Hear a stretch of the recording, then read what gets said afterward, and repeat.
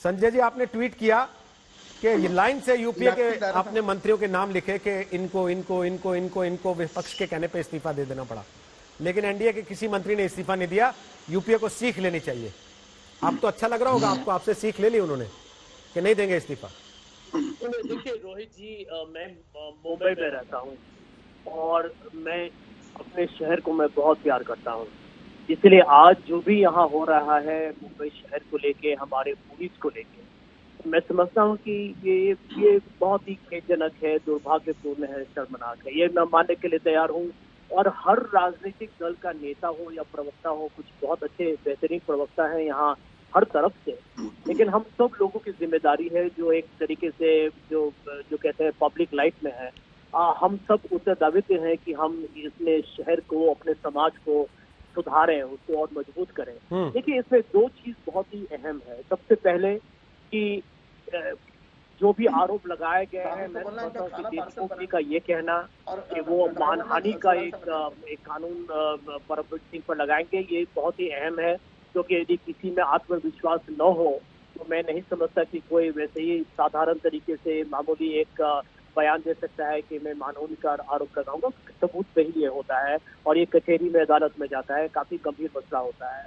दूसरी बात कि देखिए, जहाँ तक मुंबई का सवाल है, जब तक, और मैं समझता हूँ कि देश के सामने ये बहुत बड़ा मसला है कि जब तक आप पुलिस जो कहते हैं परिवर्तन या रिफॉर्म, ये हर राजनीतिक दल की जिम्मेदारी है। देखिए हर राजनीतिक दल, चाहे बीजेपी हो, कांग्रेस हो, शिवसेना हो, एनसीपी हो, समाजवादी पार्टी हो, जब भी हम सत्ता में आते हैं, जब विरोधी दल रहते हैं तो हम कहते हैं कि पुलिस रिफॉर्म होनी चाहिए।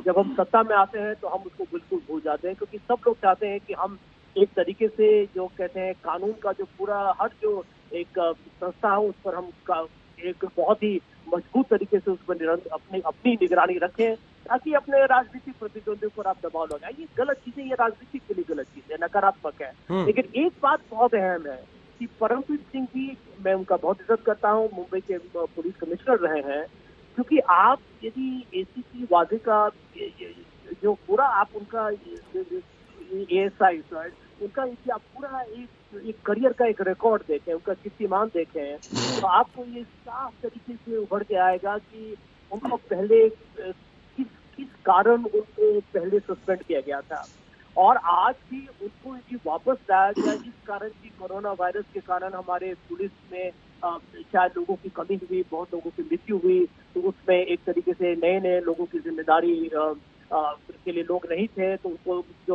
जो अनुभवी हैं, जिनको तजुर्बा है, उनको लाना पड़ा। तो लेकिन आप ये भूल गए कि वाजे जी पर ढेर सारे बहुत ही गंभीर आरोप लगे हुए हैं, वो सस्पेंड हुए थे, उन पर ये हाईकोर्ट ऑर्डर के विरुद्ध है। और आज यदि आप जो भी देख रहे हैं तो इस पर जिम्मेदारी पुलिस कमिश्नर की बहुत मैं समझता हूँ कि इस तरीके से खुलेआम इस जिम्मेदारी है। ठीक बात है संजय जी, लेकिन सवाल ये उठ रहा है इस मामले में, जो राजनीतिक पूरा घटनाक्रम हुआ उसके बाद सवाल ये उठ रहा है कि क्या कमिश्नर बलि का बकरा बने, जैसा वो अब अदालत के दरवाजे जाके कह रहे हैं। बहुत बहुत शुक्रिया संजय झा आपका आने के लिए। फटाफट से पूर्व डीजीपी उत्तर प्रदेश के हमारे साथ आगे विक्रम सिंह साहब, क्या समझ में आता है, क्या वाकई परमवीर सिंह बलि का बकरा बने इसलिए अदालत गए, या फिर वो भी राजनीतिक मोहरा हैं और खेल खेल रहे हैं? रोहित जी, यहां कोई बलि का बकरा नहीं है, न ही कोई मोहरा है। आपने जो फसल बोई है वो आप काट रहे हैं। पुलिस कमिश्नर और आईपीएस अफसर, मैं पहले तो इनके ऊपर बात कर लूं। आपने बैकडोर एंट्री से जब सचिन वाजे की एंट्री कराई थी तो आपने नहीं सोचा था कि you are coating the recipe of disaster. किस कानून के तहत आपने उनको वापस लिया? एक आदमी जो चार्जशीटेड है, एक आदमी जिसके ऊपर हाईकोर्ट के प्रकरण चल रहे हैं, किस कानून और नियम के अंतर्गत उसको आपने सर्विस में लिया? सर्विस में ही नहीं लिया, आपने उसको सबसे सर्वाधिक महत्वपूर्ण पद, सर्वाधिक महत्वपूर्ण विवेचनाएं दी। दो बातें, आप आईपीएस अफसर थे, आपके सामने एक अपराध संज्ञान में आता है तो आपकी जिम्मेदारी थी कि तत्काल एफआईआर रजिस्टर करा करके कार्रवाई कर लेते, खुद छुट्टी चले जाते, या आप अपनी पेशकश दे देते कि साहब हमसे ये काम अब नहीं होगा। बहरहाल आप समझ सकते हैं कि आपका लगाव इस महत्वपूर्ण पद के लिए था, लेकिन ये तो आप कर ही सकते थे कि अपराध पंजीकृत कर सकते थे, क्योंकि ये जान करके कि आपके कॉन्डक्ट रूल्स में, और लॉ ये कहता है कि किसी भी अपराध की जानकारी होने में मूक दर्शक बने रहना अपराध में सम्मिलित होने के बराबर है। रोहित जी, ये कोई सामान्य घटना नहीं है। राजनीतिक मित्रों के बारे में तो मैं बाद में टिप्पणी करूंगा, जो नहीं भी करूंगा, लेकिन पहले मैं आईपीएस अफसरों के बारे में जरा टिप्पणी कर दूं। उनकी जिम्मेदारी थी कि तत्काल। फिर मुझसे किसी ने पूछा कि भाई आपने कितने मिनिस्टर्स को गिरफ्तार किया?